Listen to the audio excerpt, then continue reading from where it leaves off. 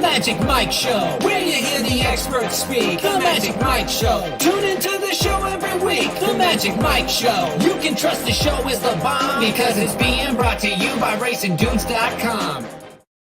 What's up, everybody? I'm Magic. And I'm Mike. And this is the Magic Mike Show, episode 474, Mr. Somich. Father's Day. Huzzah! Late Father's Day to everybody who did not join us on Dudes Who Bet Daily. Yeah.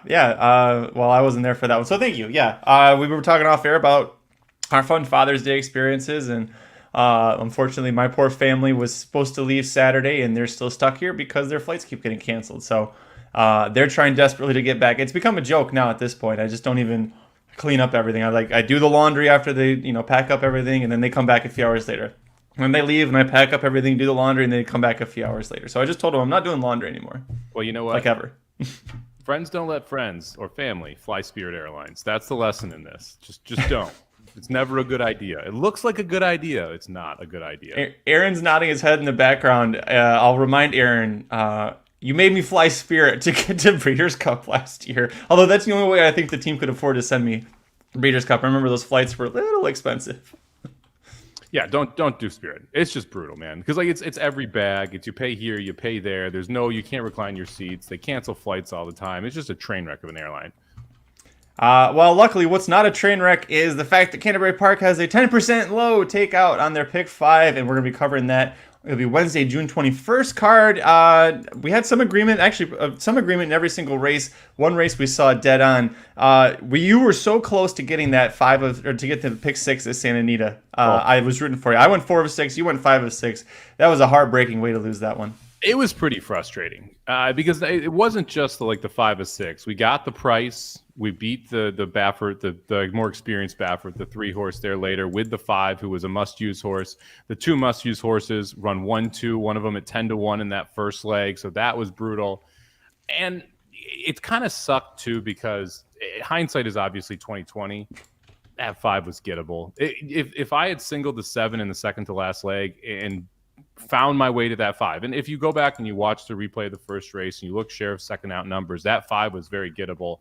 It was a very, not going to say easy sequence, but for an $11,000 payday, that's one of the easier sequences you're going to get through if you're able to get to a couple of those horses. And having the right horses and just not having that one, it sucks, man. That was frustrating, and it probably would have still paid $4,000 if the 3-horse wins there too, just because of how difficult the sequence was, just from a number of horses perspective. So, wish we could have got that home. Sucks to go 5 out of 6, but we'll get it today. We'll get this Canterbury home. It's a fun card.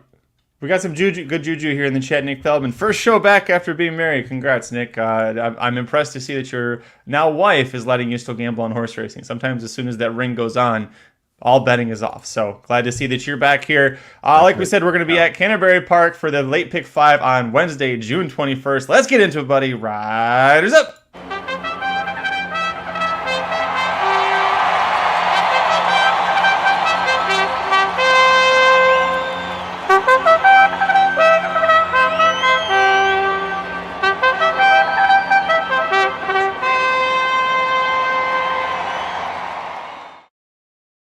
Here we go, Mike. The first leg of the Canterbury late pick 5 on Wednesday, January 21st. Race 5. We've got 7 older fillies and mares sprinting 6 furlongs on the dirt, in for $7,500 tags. Where'd you go on top? Before we get into that, real quick, there's a fun card here. The second race, also stakes race here from Canterbury Downs. They have a 10% pick 4 takeout starting in race number 1. So if you want to handicap the first 4 races on the card, low 10% takeout. I think it's definitely worth it. Fun little sequence there as well. The back half, really interesting. This first race, a little more messy, but after we get past this first one, it's a lot of fun from a stakes perspective. And we're going to see a lot of trainers that don't usually run at Canterbury Park running up there at Canterbury Park. This first race I thought was pretty interesting because you got a lot of horses that want to be forwardly placed. You got a couple horses that I think are really interesting just from a price perspective and how they're going to get bet in this race. For my top pick, though, I went to the 7-horse Where's Frankie here, coming in from Turf Paradise and dropping down in class as well. And you saw him take a nice step forward. He's run at Canterbury before, been successful here, 1-for-3 career, went to Del Mar, ran in a low-level acclaimer there, ran in an allowance at Los Alamitos, then went over to Turf Paradise. I thought took a nice step forward there after leaving the Jonathan Wong barn. And we're dropping from $25,000 optional claimers all the way down to $7,500 claiming level. I think the 7 is the speed of the speed. I think the 7 is the most talented horse in here. And I considered singling, but I decided I wanted to go too deep with someone I thought could come from off the pace. We both agreed on the 7 here. I agree with everything that you said. Jockey Harry Hernandez, top one on the circuit. He and trainer Jose Silva Jr. have won 4 of their last 7 mounts together. Harry was aboard last year when he rode this horse to a big win, going 6.5 against Starter Allowance Company. So yeah, we're agreement here. We did go different ways on this one, and I actually, so you went literally to one direction in the field. I went to the other. I went with the horse I think will be on the lead, and that's the 5 Chive Up at 2-1. Not only does this look like the fastest horse early on paper, you're also getting the 5-pound weight break with the bug jockey aboard. Easily won gate to wire versus 5K claimers. Now we step up to the 75K level. First off, a claim for Rinksdorf. I don't have the stats on that one with time form, but I do know that the jockey's 20% in the last year with winning, and that's for a bug boy especially. That's very strong. What was the stats on? He's 8%, 1 for 13. 1 for 13, first off the claim. All right, so not loving that so much, but we'll see. But we'll see what happens here. Like I said, I like the fact that the Bug Boy's aboard, and was aboard last time out, is riding through the claim as well.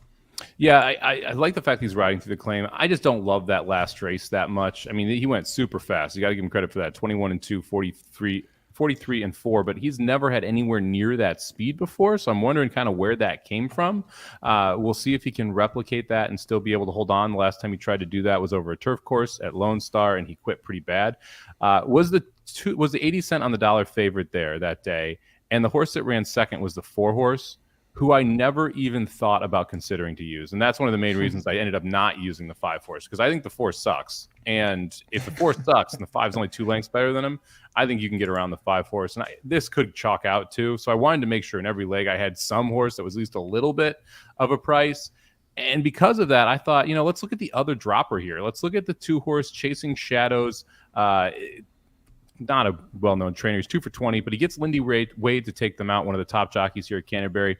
This one came in from Oakland Park. Last time out, ran at Canterbury and ran okay, especially considering the level. $10,000 optional claimers there. End up running third there in a 5-horse field, so nothing spectacular. But that was going a mile. I think this horse wants the shorter distances. He's 2 for 14, sprint, going 6 furlongs in his career, but he's hit the board in 7 of those 14 attempts. And there's a bunch of speed in here, and it feels like if this thing collapses, the only horse that can actually pick up the pieces is the 2 Chasing Shadows. And so if the 5 and the 7 go nuts up front, I think the 7 is the one who's the more likely winner, and I think the 2 is the one who can come up and pick up the pieces if they just burn each other out.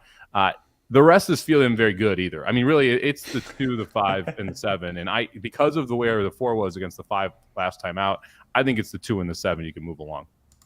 Yeah, I had the 2 and third here. I think the horse is going to has a great chance to hit the board. As far as winning, I didn't see it going away from one of the 2 top speed horses here in the 5 or 7. But we definitely agree on the 7. We move on the second leg of the late pick 5 at Canterbury Park on Wednesday, June 21st. The Lady Canterbury Stakes for 10 older fillies and mares going a mile on the grass. Where'd you go on top?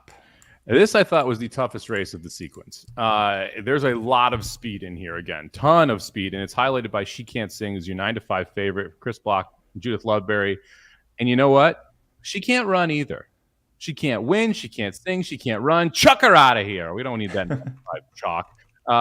In all seriousness, she's probably the most likely winner, but I hate the price, and I don't think that she's anywhere near a 30% win percentage. I think she's got like a 15% win percentage. I think this thing is wide open. So we're going to take a couple swings here. Give me the 2, Moonlight Current on top here. It's look, Joe Brandt, very good at Canterbury. This horse, very good at Canterbury. 6 for 8 career. One of the 2 losses came last time out.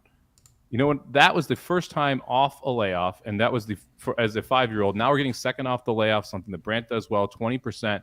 The horse still ran well. Just was not able to get up in time. Was an 80 cent on the dollar favorite that day. Now you're getting 6-1 on what I believe is the best local horse in this field with the correct pace setup. There is going to be pace to chase in here for Midnight Current. I think he is flying late. I'm sorry. I think she is flying late, and she's able to get the job done here. So give me the 2, Midnight Current on top. I have this horse in 4th. I didn't use this horse, but I think this horse has got a great chance to come from off of it, like you mentioned. I just think you have enough horses coming in that are either shipping in from Lone Star or shipping in from Fairgrounds or different spots. It makes it a little tough for her, but I get what you're using her. For me, I did use the 3 She Can't Sing on top. For me, this is First of all, defending champion, put some damn respect on her name. She's taken a big clash. Oh, everything she's been in since then has been either a stakes with a higher purse or it's been graded on top of that. So she's been facing much tougher competition. She's been hit and miss with it. The only win that she has in that time period was actually on dirt at Churchill Downs, but she shows back up here. This is a much easier spot than she's been facing. And I love that Jareth Loveberry is back in town. We've got almost Kentucky Derby winning jockey Jareth Loveberry, soon to be Ohio Derby winning jockey Jareth Loveberry in town at Canterbury Park on a Wednesday, and a lot of it's for She Can't Sing. So I put her on top. I understand the price trying to scare you off a little bit, but I went there for second. Second horse I used, and I don't know if you use this one or not. The number 7, Taken to the Cleaners at 10-1, is interesting to me. It's a strong chance to win if she can get to the lead and get a slight gap on her lead. The instructions are going to be to go early from this spot. Quinones has got to be on the muscle. If she gets to the front, Mike, I think that she's going to has a great chance to go gate to wire. She's taken a pretty good class drop after setting the pace and tiring at Lone Star last time. That was a $200,000 stakes. We're down to a $75,000 stakes. If she replicates what she did at Fairgrounds 2 back, I think she's very dangerous here at 10-1. Yeah, your ticket's going to the Cleaners because this thing's got no chance with the 3 and the 7 on top. I'm kidding. Look, I tried to avoid most of the speed here in my mind, or at least the horses I thought were going to have to be on the lead, I should say. I felt Take to the Cleaners is one of those horses that kind of had to be in the lead. My second horse, I'm going to go to a price. Give me 12-1 on the 4, Lady Hideaway here. Horse is 4 for 9 at Canterbury over the turf. Loves this racetrack. Loves to show up and run well here.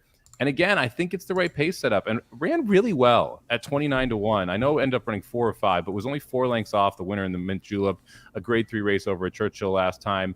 Getting third off the layoff for the 6-year-old, who I think is going to take a step forward here. And any type of step forward puts her right in contention with everybody else. And you're sitting at a 12-1 price with a horse that has tactical speed and will be able to close from right off the pace. I didn't use this horse, but I understand, especially at 12-1, why you're going to end up using her. The one horse we did agree on, and I went 3 deep here, we talked about the number 5, Regal Realm at 3-1. Horses won 2 straight, stepping up to the stakes company. These were allowance races, but they were at Gulfstream Park in the championship meet, and then at Belmont Park right around the time that they got started. So both of those wins, by the way, 2 1/4 length. Like, she got exactly the same amount of distance in both of those. Third start of a 4-year-old campaign. She's stretching out. She should be able to handle this 2-turn mile distance here. So don't love the price and don't like the jockey who's aboard necessarily, but definitely want to use this horse regardless. Yeah, it was interesting.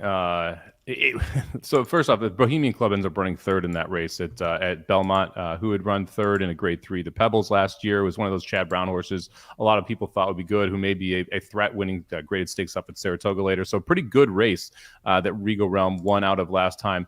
Interesting to see Giroux and Beschizza, the 2 jockeys that Jonathan Thomas gets, because that was not like, I was kind of hoping we'd get someone a little bit better than those 2, but hey, here we are, and that's a problem again, I think, in a later race. But we'll get there when we need to. Yeah, I think Regal Realm has a big shot here, and this is one again who does not need the lead, so doesn't need to be involved in that pace duel, but can sit close and be able to pounce and get the job done. So I think Regal Realm has a big chance, and I'm going to use the other Thomas too. I'm going to use the outside Mufi as well.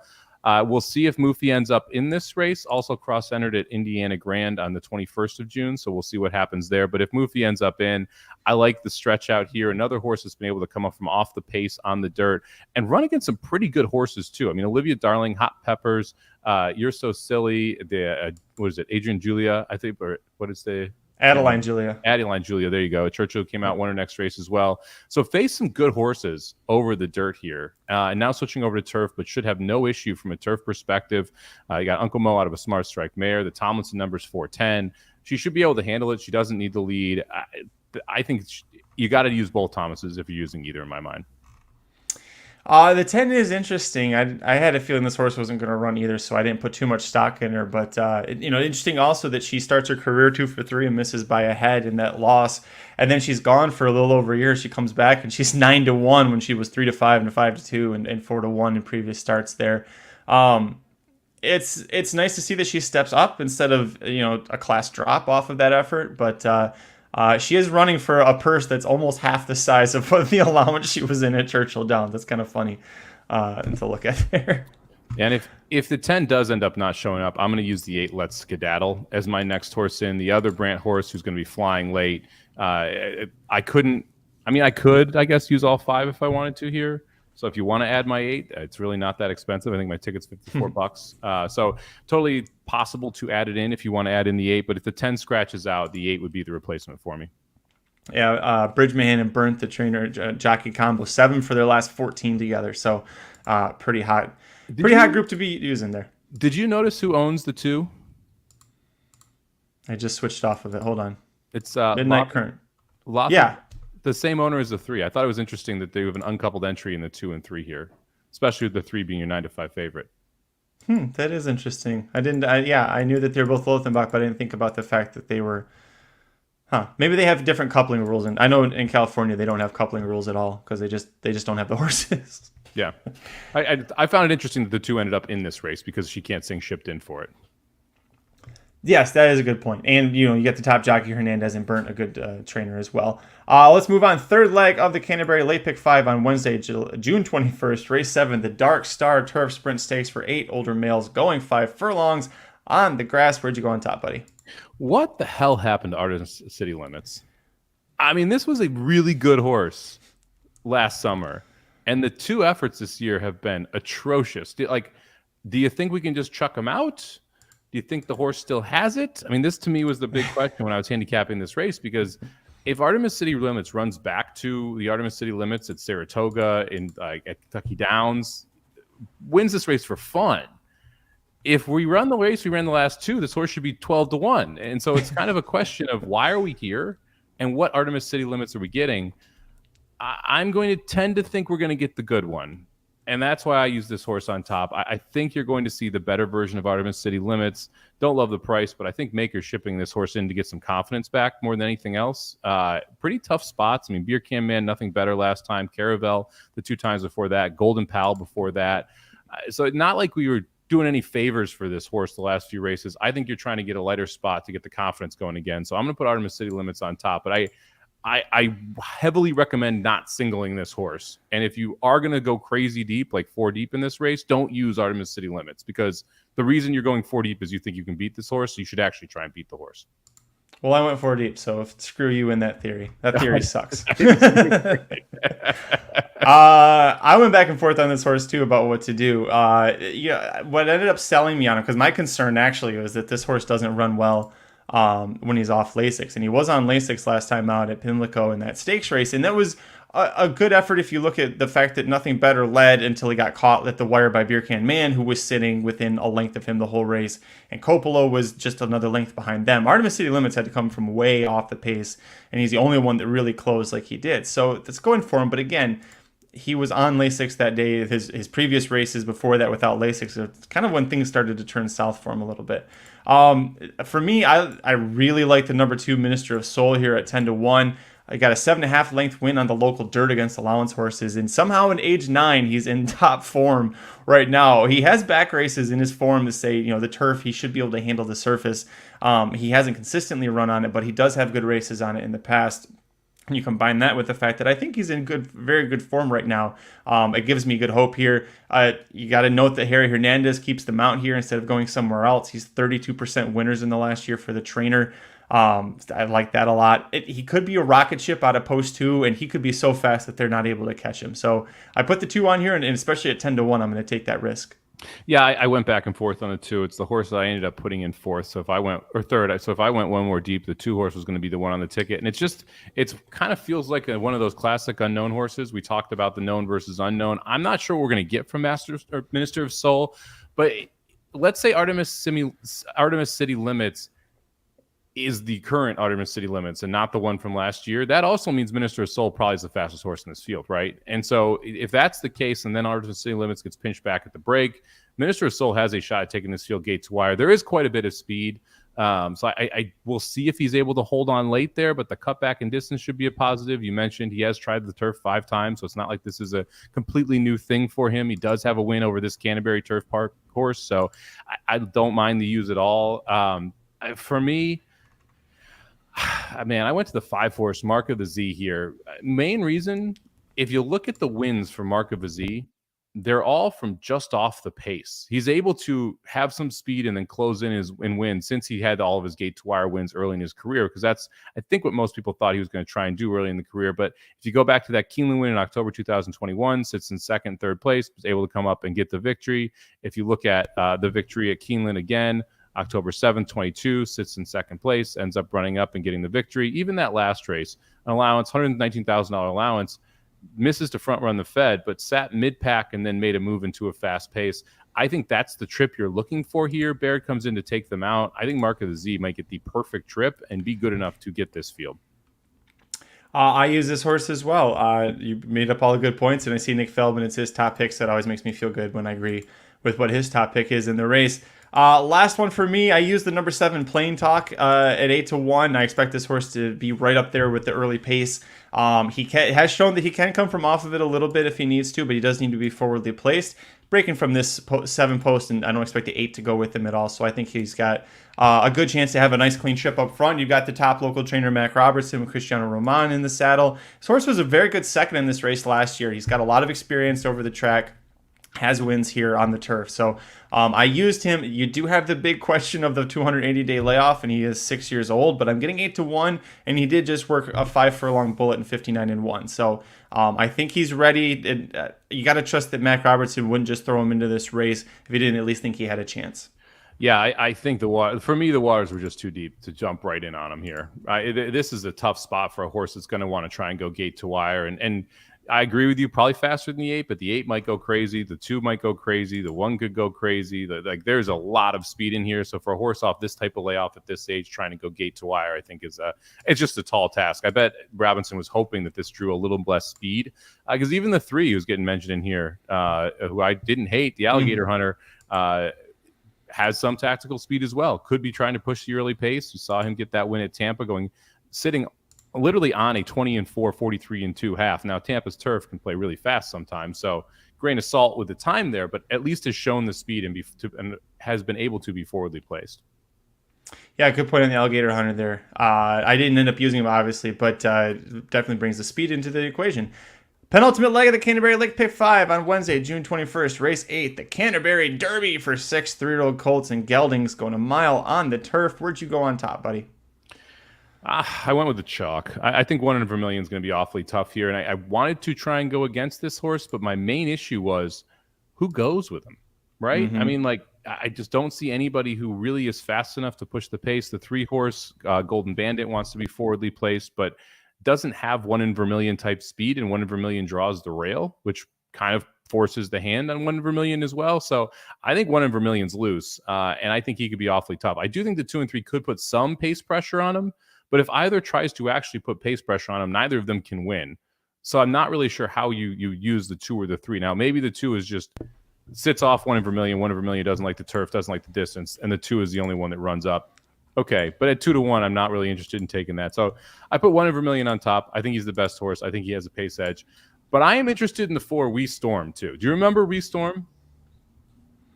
Well, I know this horse because it was also the other horse that I used in here, but continue. On June 7th, We Storm was 20-1 on the morning line at Indiana Grand. And that was a race that we had as the race of the day on Dudes Who Bet Daily. And we talked about We Storm that day. And We stormed home that day. If you go back and you watch that race, the kick was really impressive at Indiana, and the horse got bet off the frickin' board. We're talking from 20-1 all the way down to 4-1. Thomas's numbers are phenomenal across the board, but wins the last start. He's 30%. He added blinkers. The horse really responded well to blinkers. This one needs some help. Someone needs to push at least a little bit 1 in Vermilion. But I think We Storm is the second best horse in this race. And I mean, this might be one of those races where, if this was a cash tournament, I would probably have a large 1-4 exacta here. I may still have a large 1-4 exacta here, depending on what it pays. But I think those are clearly your 2 best horses in this spot. Yeah, like I said, this is the other horse that I use as well. And Nick Feldman brings up a point about the fractions this horse closed into, even if it's slow. I know One in Vermilion's a stakes winner versus the horse that was trying to set the pace in that turf race at Indiana Grand, but they went 24, 15-1, 114 and a half. This horse drew off to still win by 4 lengths. The final 16th was in 5.7 seconds, and he was in hand. This horse was smoking. This horse was so fast and so good in that. I'm glad that I watched that replay. The pace setter was Washington's Union. All right, so the horse tried going gate to wire, still held on for a second, just got the doors blown off him by a better horse. Note also, that was 14 days from the time of when that race was to when he races again. And now we're shipping across multiple state lines, and I think maybe time zone, I'm not sure. But you're going from Indiana Grand all the way up to Canterbury Park. Like, Thomas is not aggressive like this with a horse. Like, he could take his time. You've got Saratoga coming up. No, he's sending this horse right up here. So, yeah, I went 1-4 in that order with you here. By the way, One in Vermilion, it does say that he had a 5 furlong work on the turf on June 14th. So he did, it was a decent time. So, it seems like he's able to handle it. So I'm with you. I think the 1-4 and a 1-4 exact is not a bad way to go. What do you think it ends up paying? Like, what are the will pays on a 1-4 exacta here? Well, it all depends on whether or not Worthington takes money. Because if Worthington takes money and ends up going off around that 2-1 number, then the 1-2 exacta is probably going to pay $3. You'll probably get $6 for the 1-4, maybe 7. And if you're getting 6 or 7 to 1 on that exacta, I think it's a wild overlay. I think it should be closer to 3.5 to 4 to 1. We'll see what that ends up going there.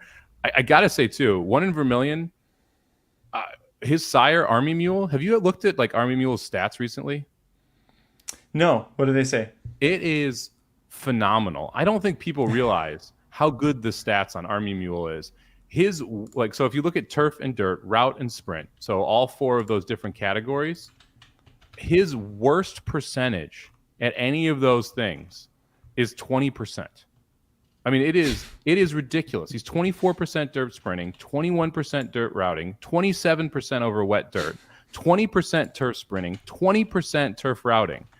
Synthetic, he is 5% on since sprints, but is 2 for 38 with 6 seconds. So it's not like he's that far off. And synthetic routes, he's 18%. I mean, first-time starters, 3-year-old and up, 36%.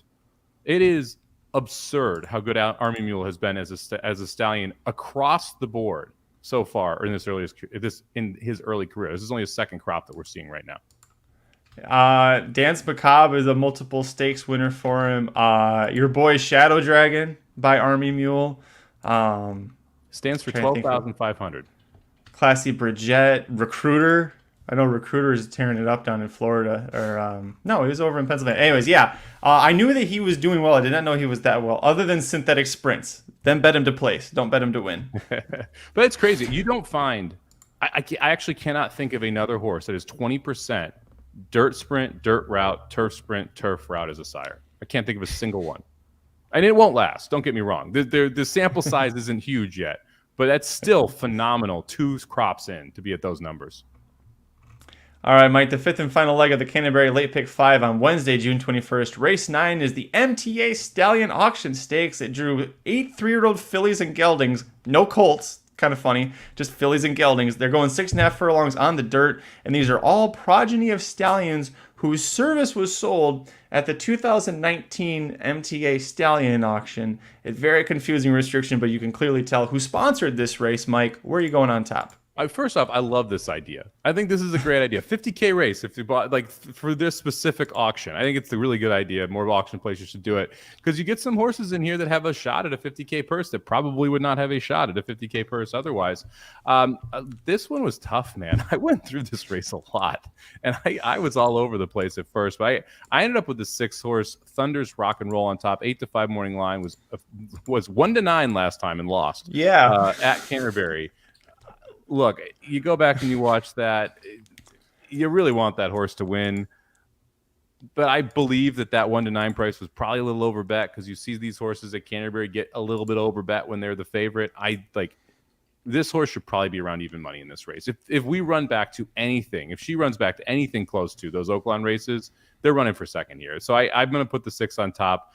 I'll be interested to see what the actual off odds price are on the 6, but I think she's the best horse in this spot. I do like the 8 a little bit. which is an interesting one for me. Artistic Vision, 8-1 on the morning line. This horse is coming in from Will Rogers Downs, where it closed like a freight train over a sloppy track, going 6 furlongs. There's, again, just a boatload of pace in here. I think the 8's the one who has the best chance of picking up the pieces, and that's why I made the ticket. I left off the 6. I could not figure out what went wrong with that horse or why the hell she was 1-9. But I'm also very scared about what her price will be. And if she's anywhere close to 1-9 and she runs anything like she did in that last race, so she was just goofy. She was on the pace. She fell back. She re-rallied. She wouldn't switch leads. She flip-flopped leads. It was kind of a mess of a race. So it's interesting that she steps up. Well, I guess steps up to this spot. It's so restricted, it's hard to tell if it's really that much of a step up for her. But I did use the 8. I like the 8 a lot at 8-1. There's a lot of speed in here. I think the 1, the 5, and the 6 could all be really flying early. She closed from 12 lengths off a hot early pace to win a 6 furlong Oklahoma bred allowance. It was in the slop. It was Okie breds, but again, this is kind of a weird restriction here. I think she's got the right running style, just like you do, to do well in this spot. And the jockeys won 4 of the last 17 rides for the barn, finishing in the money in 9 of those. So you have faith that the jockey knows the barn and what the horses are trained to do. So I like to use that one. My top pick is the number 4, Check Cashing Connie, who beat Thunder's Rock and Roll last time out by 1.5 lengths. And note that was her first start in 260 days. So while I can't make an excuse for Thunder's Rock and Roll having a bad one, I can say there's a good reason the 4 takes a big step forward. It's now going to be her second start off the layoff, second start at age 3. Note that Gallardo stays here instead of riding the 3 horse who he was on for her win last time out. I think the 4's got a really strong chance here, and I like that the jockey Gallardo for Robertson is hitting at 25% in the last year. Yeah, that's my 3rd horse in, and the last horse I'm using on my ticket here. I'm going 3 deep with the 4, the 6, and the 8. I think they logically make the most sense. I think the 4 and the 6 are the best 2 horses. I think the 8 horse is going to be the one that gets the correct setup to be able to try and get the job done. It'd be interesting where the 4 sits, because that race was just funky. When you go back and you watch the replay, just the way that the pace went out and like how you had horses in different places that fade back, that both closed. I mean, even if you go back and you watch the 4, Jack Cash and Connie in there, was 3rd by a neck and then fell 2 lengths back behind the leader and then ended up being able to run down that leader late. Like, it just a really oddly run race on that day. So I respect the 4 and the 6 as the best 2 horses. I think the 6 is better. I think that you're going to see that on what is this, Wednesday? But we'll see what happens. Last one up for me, the number 3, Sir Sterling at 4-1, beat Minnesota bred allowance horses last time out, going 5.5 furlongs. A group that included the number 5 in here, Sam Says. Horse is now in his 3rd start of the form cycle. Loses Gallardo, like I said, but Lindy Wade, as you've talked about already, is a more than capable jockey. The horse is going to need to be part of the early pace, and it could get hot up front, but he has shown in the past in his races that he can attend to the pace. He can be sitting up on a quick pace like last time out and still be able to power home from him. So a little bit different set of speed. He was 22-1 that day. He's now 4-1 here. So a big dip in the price, but I still like this horse's chances. Yeah, you hit the nail on the head on why I'm not using this horse. I mean, this is the funeral, right? The wedding was last time at 22-1. I did not attend that wedding. I don't feel like attending the funeral here on the 3. Other problem for me, both wins at 5.5 furlongs.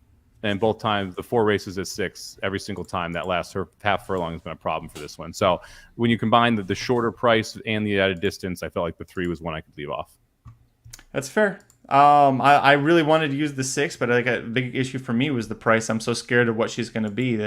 What do you think actually realistically she is? The 6, 4 to 5. Yeah. Right. I mean, like, I think it's going to be hard for her to get bet below that because she lost to the 4 last time, which naturally is going to have money go that direction. Now she beat the 4 2 back, so there's that. I think that the 3 is going to get bet down from 4-1. Specifically because if you look at so Canterbury has a lot of local money. So a lot of people bet on track. There's actually a pretty good attendance there every single night they run. That line is going to jump out to people. That 73 buyer, the gate to wire win, like that is the best race on the page for anybody. And now you're getting Lindy Wade in there with a trainer that's known well around there. Like, to me, I think the 3 ends up taking some money. So with the 2 of them taking some money, I think it's gonna be hard to get the 6 below 4 to 5. That's going to do it for this episode of the Magic Mike Show. Thanks for joining Mike and I to go through the late pick 5 at Canterbury Park on Wednesday, June 21st. We'll go ahead and give it our tickets one last time for the podcast listeners. If you're watching a video, take a look below. I'll start off. I'm going to go 5-7 with 3-5-7 with 1-2-5-7 with 1-4 with 3-4-8. That's $72, Mr. Somich. Give me the 2-7 with the 2-4-5-10. If the 10 scratches, I'll switch it over to 2-4-5-8 with the 1-5 with the 1-4 with the 4-6-8. Cost you $54 for 50 cents. Over at racingdudes.com, we got a lot of fun stuff happening. It's Royal Ascot Week. It starts tomorrow, Tuesday, June 20th, 6:30 a.m. West Coast time for the first race, which is the Queen Anne Stakes. I didn't remember what the name was, but I did previews for there's 4 Breeders' Cup Win and You're In races this week. I did previews for them. They're up at youtube.com/racingdudes. 2 of them tomorrow, the Queen Anne and then the King's Stand. The Queen Anne is a race. They're both open gender races, but you would think that being Queen Anne that's restricted to fillies or something. But anyways, got those 2 up there. The Prince of Wales' Stakes with Luxembourg against Adiyar, and then American Rascal. We got to wait all the way till Thursday, Mike, but we're going to see American Rascal in the Norfolk Stakes. And Wesley Ward was interviewed by Racing TV and said this was his most likely winner of the Royal Ascot meet. And if you remember his debut at Keeneland on April 20th, pretty good. Yeah, you can understand why he said that. Pretty good. Yeah, I'm excited for Royal Ascot to start.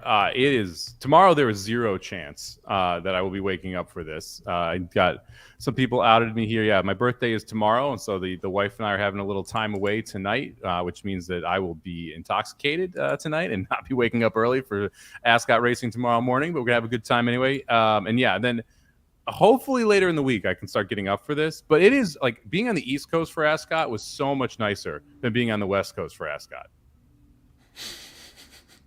It's the one time where the time difference doesn't help you sports-wise. Yeah, pretty much everything else. Sports is exponentially better being on the West Coast. Car Rammer says, how do you feel about Modern Games tomorrow? I'll just tip my hand. I picked him. I love Modern Games in this. He bounced back from his Maker's Mark Mile defeat with a big win in a Grade 1 or Group 1 race overseas. He looked incredible in it, and Up to the Mark was right behind him at Keeneland. Up to the Mark's been pretty okay since then, so I'm willing to forgive him losing the Maker's Mark Mile. I think he wins probably by about a length. He doesn't like to win by a whole heck of a lot overseas, but I think he's got a good length and a half on him. I mean, Ches Pierre also freaked and had a pace edge that day. And so it was. I think that was a tough setup for anyone coming from off the pace. And you mentioned Up to the Mark and what he's done since. I mean, that's been a very, very productive race moving forward, except for Ches Pierre, who sucked the next time out. Watch out for a horse named Chindit if you want to play a long shot too. I like Chindit as Chindit and Cash, a couple of fun names for long shots anyway. But anyways, thanks for joining us for this one. We'll be back on Thursday with we'll be previewing Thistledown. It's a Magic Mike tradition, previewing the Ohio Derby card. Thistledown Saturday, June. Are you? I wasn't kidding. Listen, we had a special request. We had a special request from a longtime fan. All right. To do Thistledown. So we're going to appease Aaron and do Thistledown. Aaron said that wasn't me. Yeah, but we'll be covering that on Thursday's show, so tune into that one. And of course, Dudes Who Bet Daily every Wednesday through Sunday, noon Eastern, 9 a.m. Pacific. How did we end up doing on Sunday? I wasn't paying attention. 1 and 2. You let the world down, Magic. My plus Sorry. 140 cashed. If you had given out your plus whatever it was, dog, in the CFL. Plus 130, yep. We went up 0.7 units, having a good old day. Instead, no, you can't help us out. Unbelievable. Unbelievable. I honestly, I totally forgot about it. It was a hectic day. No excuses, Magic. You got to just trudge on. Work hard, baby. Unfortunately, the Nationals have blown a 5-run lead and are now down 6-5 in the 6th. So that's not a great start to the day. Hopefully the Nationals can come back. But anyone who played Cincinnati to win the Central, that is now 4-1. It was 40-1 when we talked about it. They're a half game back. That is awesome. Well, hopefully that catches. Hey, all right, Shoddy buying you a drink. I'll have to get the Venmo from Aaron. I was gonna say now we have to fit in. That's the real tough part is getting the evil genius who's cackling off screen to get us the money. So, but thank you very much for that, Shoddy. Thank you so much. I appreciate it. Turning 40 tomorrow. It's kind of crazy. The big 4-0. Yeah, bought Aaron a drink. There you go. That's how that works. Hey, he's in Missouri. I think that's 2 drinks. That gets Aaron drunk. That's enough for the whole deal. Well, Aaron goes off to spend the $10 that was meant for Mike for his birthday. We want to say thanks for joining us. You can follow us on Twitter. I'm at Curtis Kalleward. He is at Somobomb18, number 1, number 8. Corporate Overlords at racing_dudes. Make sure you check back with us in case we have changes to our tickets on Wednesday. And of course, we will see you for Dudes Who Bet Daily at noon on Wednesday. Mike, happy birthday to you. Until next time, I'm Magic. And I'm Mike. And you'll be 40 next time we see you. Good luck this week, everybody. The Magic Mike Show, where you hear the experts speak. The Magic Mike Show. Tune into the show every week. The Magic Mike Show. You can trust the show is the bomb because it's being brought to you by RacingDudes.com.